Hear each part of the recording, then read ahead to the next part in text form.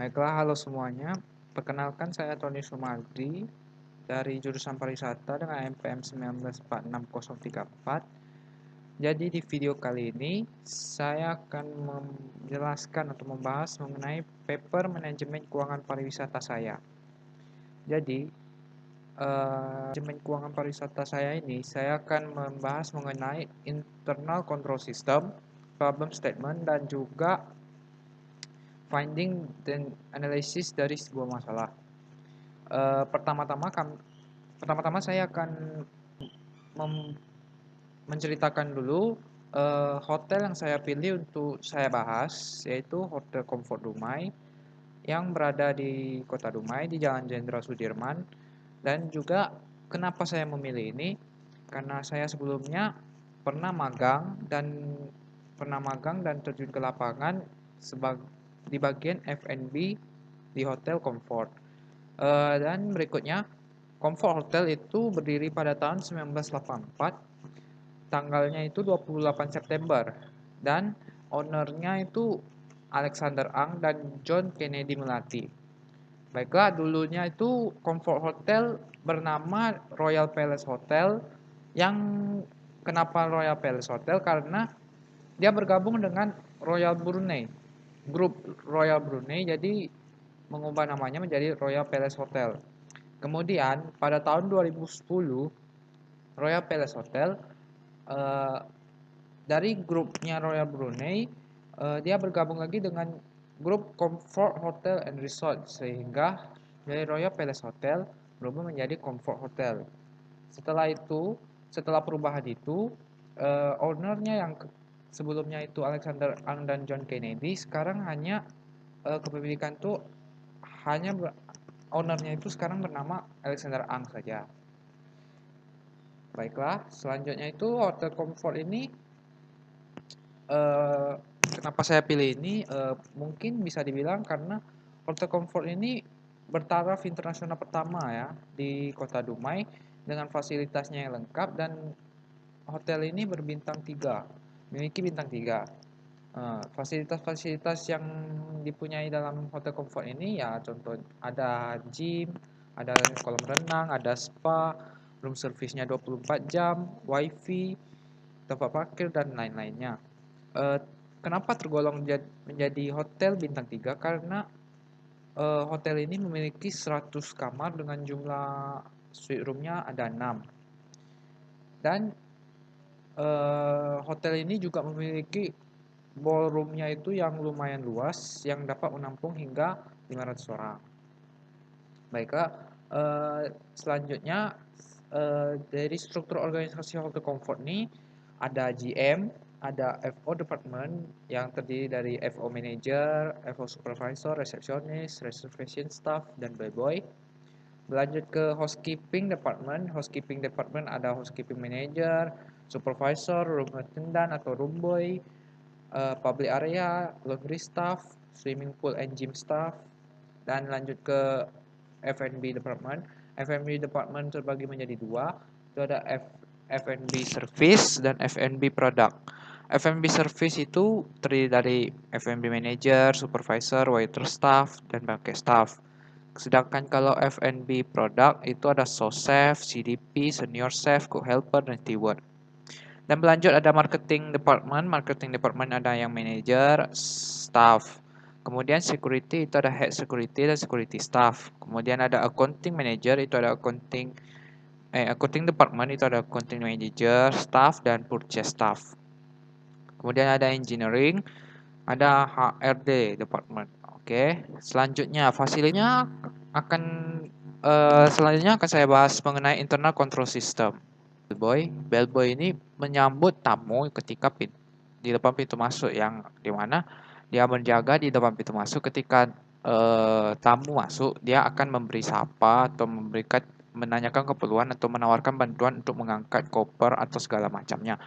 Nah, Bellboy Hotel ketika ada tamu yang datang ke hotel dan menggunakan mobil atau segala macam untuk mengangkut kopernya, maka Bellboy akan menawarkan bantuan. Apakah ini akan boleh diangkut oleh bellboy atau tidak, boleh diangkat oleh bellboy apa tidak, atau mau mengangkat sendiri. Kemudian bellboy akan mengarahkan tamu ke resepsionis. Untuk jadwalnya sama seperti staff-staff lainnya di FO department akan diatur oleh FO manager dan FO supervisor. Lanjut ke room boy.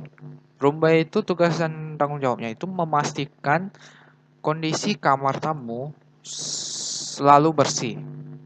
Nah, room boy bertugas itu ketika jadwal kerjanya, mereka akan melakukan pengecekan setiap kamar dan mereka akan meminta list kamar-kamar yang telah dibook oleh tamu atau yang ada tamunya, dan akan melakukan pembersihan pada kamar-kamar yang ada tamunya itu. Nah, jadi listnya itu akan diminta ke resepsionis, dan ketika resepsionis memberikan listnya, maka room boy akan bergerak untuk membersihkan tamu sesuai dengan tugas tanggung jawabnya di per lantai. Jadi pekerjaannya itu per lantai membersihkan. Selanjutnya, mereka ketika akan melakukan pembersihan, room boy harus mengetok pintu dulu sebanyak 3 kali, kemudian memberikan sapaan atau memberikan statement seperti housekeeping. Kemudian ada purchase staff. Purchase staff ini tugas dan tanggung jawabnya adalah menerima orderan dari departemen lain berupa bahan-bahan yang diperlukan untuk melaksanakan operasionalnya. Nah, ketika ingin melakukan pengorderan, maka departemen lainnya harus melakukan pencatatan dan mengirimkannya kepada purchase staff, dan purchase staff akan memberikan barang tersebut. Jika barang tersebut dalam keadaan kosong, maka akan diberikan keesokan harinya. Selanjutnya itu adalah problem statement. Problem statement ini adalah seperti permasalahan-permasalahan yang terjadi dalam hotel, dalam kegiatan operasional yang dilakukan oleh hotel, baik dilakukan oleh staf hotel maupun dilakukan oleh tamu. Contohnya, salah satu contohnya itu dari dari FO department. Contohnya FO department di bagian kalau misalnya tamu menggunakan fasilitas berupa laundry hotel, dan ketika proses pencucian dilakukan oleh laundry staff, dan laundry staff pada saat itu kurang fokus atau tidak teliti dan membuat pakaian tamu menjadi rusak, seperti bajunya jadi koyak atau luntur warnanya, yang membuat tamu tersebut tidak terima dan melakukan meminta ganti rugi seperti begitu. Maka inilah suatu masalah yang akan dihadapi oleh hotel ketika melakukan operasionalnya. Nah, kita lanjut ke finding dan analisis. Saya cuma ambil beberapa contoh dari beberapa departemen. Contohnya itu dari permasalahan dari FO department. Ketika tamu datang dan membawa koper, ya kan? Ketika tamu seperti yang saya bilang, bellboy akan menyambut tamu dan mengantarkan koper tamu ketika telah menawarkan bantuan kepada tamu dan tamu mengiyakan, maka bellboy yang akan mengangkatnya. Ketika bellboy mengantar koper tamu ke kamar tamu dan karena ketidaksengajaan dari bellboy membuat koper tersebut jatuh atau rusak dan mengakibatkan kerusakan pada bagian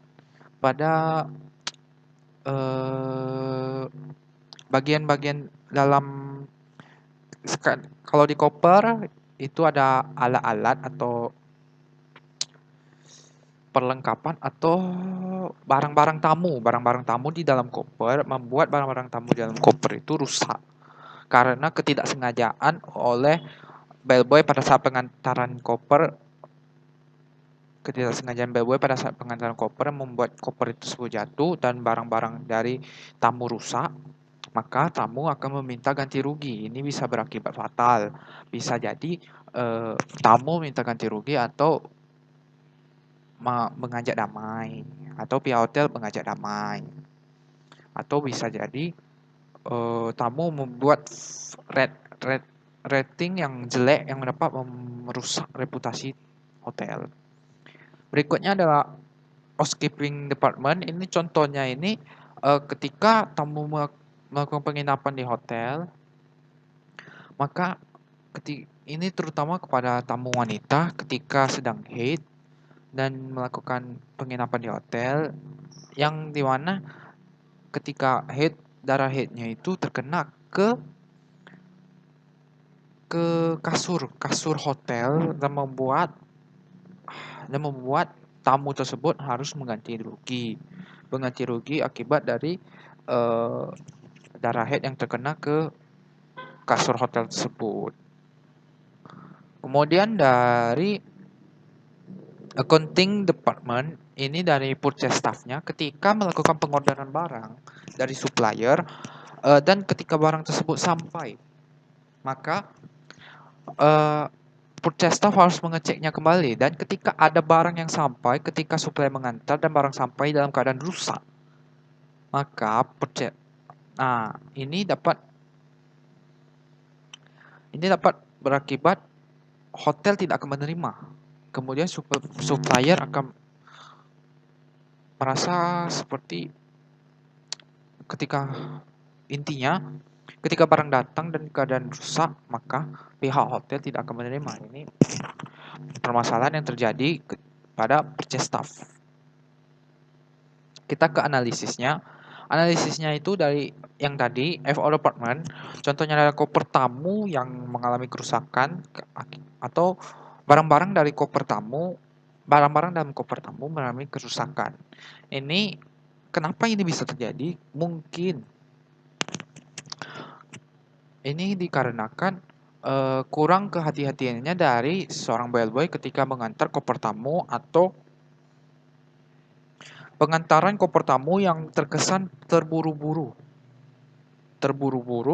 membuat kurang waspada atau kurang hati-hati dari seorang bellboy, dan sehingga kopernya itu dapat jatuh yang dapat berakibatkan rusaknya barang-barang tamu. Nah, kemudian selanjutnya itu dari accounting department, yang orderan purchase staff yang rusak tersebut.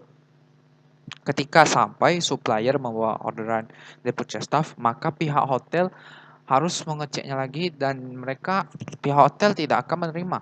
Ini kenapa bisa rusak? Mungkin karena kurang kehati-hatian dari supplier dalam pengantaran. Mungkin pengantaran dalam keadaan pembawaan bahan-bahannya dalam keadaan cepat dan lupa bahwa bahan-bahan itu mudah rusak atau mudah pecah, sehingga ketika sampai barang tersebut rusak atau pecah.